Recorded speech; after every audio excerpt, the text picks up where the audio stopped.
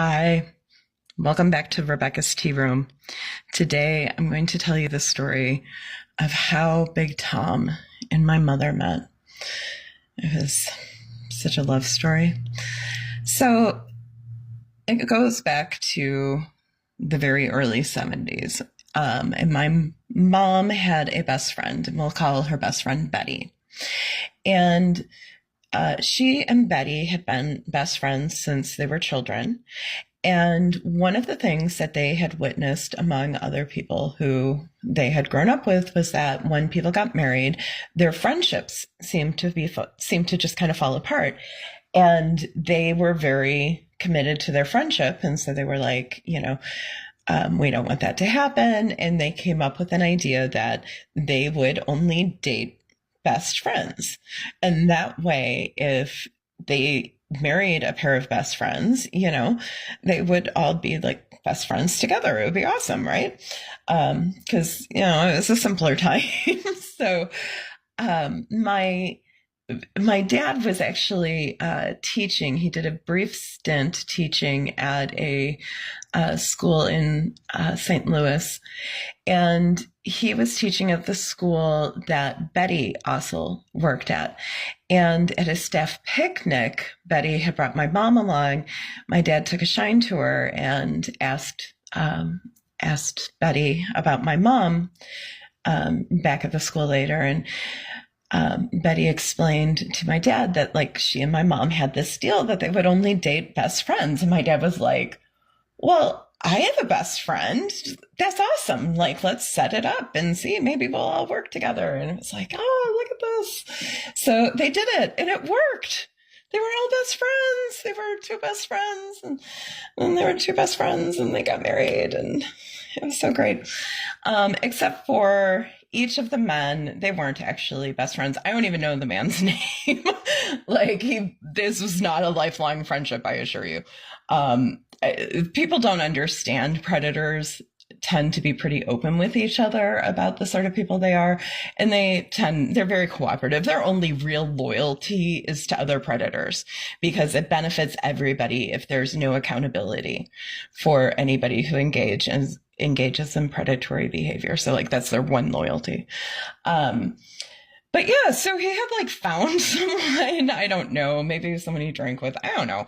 Like I said, I don't know. He wasn't a lifelong friend. It wasn't a best friend sort of thing. But very sadly, each man pretty much immediately began making it very difficult for these women to carry on their friendships.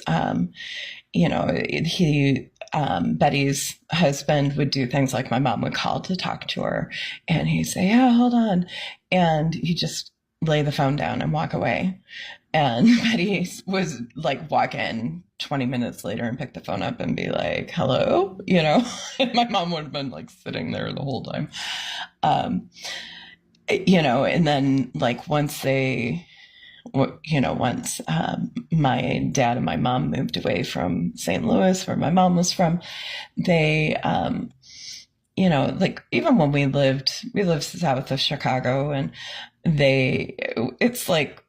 it's not a long drive. It's 4.5 hours or something to St. Louis. And somehow it would take us 2 days and it would be itching and moaning the whole damn way. I actually reached out to Betty on Facebook some years ago after I had cut off contact with my family of origin. I thought that maybe I would want to know more about what my mom had been like before.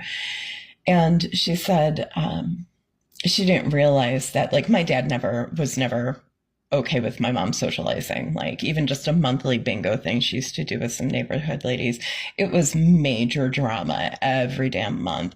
He one of his big issues with me was always that I'm actually very sociable. And he was like, no, you only need your family. You're it was like a betrayal to want to go to a sleepover. Literally, that was how it was treated. So, one of those kinds of controlling weirdos. And so my mom's dealing with that from her end, and Betty actually got away from her guy So good for her. And she didn't have kids with him, so triply good for her. Um, but yeah, so that is yeah, that's how they met. When I talked to Betty, she thought that it was just my mom had all the kids, and she had no idea there was ever any issue in the relationship. She really thought that it was just they drifted apart because my mom was so involved with so many kids. Because if you have 9 kids, like that's a pretty viable excuse for not being available. Um, you know, but yeah, so uh, pretty ugly. Pretty ugly stuff, but it's reality, unfortunately. It's really funny. Like I said, I had reached out to Betty and um, talked to her, and she said, "Oh, I'm gonna go grab some things to share with you. This will be great." And then I didn't hear back from her. And quite a long time later, I went and I checked, and I had her blocked, and I don't know why. And I just thought there must have been something. There was some moment in my mind that was just like, nope, I am not ready for that. But I'm almost positive that she has rekindled a friendship with my mom. I hope she has. It's a terrible thing when predators take things away from people who are doing absolutely nothing wrong and deserved not at all to be treated like that. So, anyways, yeah, there's another Big Tom classic. You guys might begin to understand why I just think so highly of the man. So, there you go. I will talk with you later. Bye.